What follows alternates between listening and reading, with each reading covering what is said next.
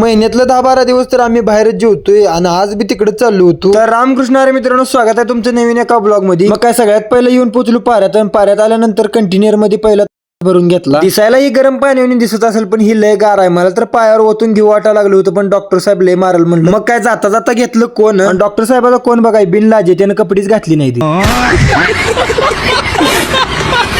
जय चिंगामुंगा म्हणून आम्ही कोण खात डायरेक्ट येऊन पोहोचलो पेट्रोल पंपावर. मग काय पेट्रोल पंपावर आल्यानं पहिला आम्ही पेट्रोल दाबलं गाडीत आणि पेट्रोल दाबलं होतं टोटल 450 रुपयाचं. मग काय आम्हाला जिकडे जायचं होतं तिकडे टाइम तर लय व्हायला लागला होता. त्यामुळे डॉक्टर साहेबांना असली गाडी वडली म्हणता माझ्या टाळूची केस आज राहते का नाही मला काय कळलं. आज 100% गजनी.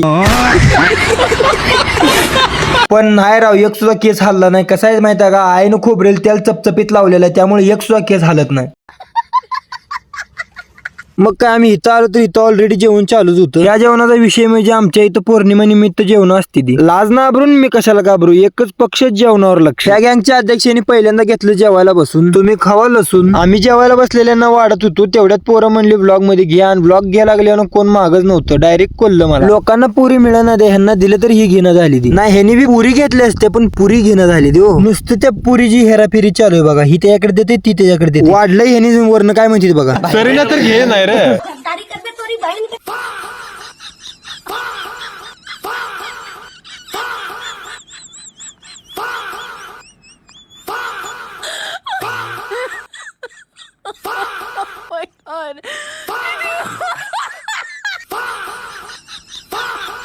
मग काय पद्धतशीर जीवलो आणि सुटलो घराकडच्या दिशेनं. तर व्हिडिओ कसा वाटला तेवढं कमेंट मध्ये सांगा आणि फॉलो केलं नसेल तर फॉलो करून घ्या. चला भेटू नेक्स्ट व्लॉग मध्ये. तोपर्यंत रामकृष्ण हरी.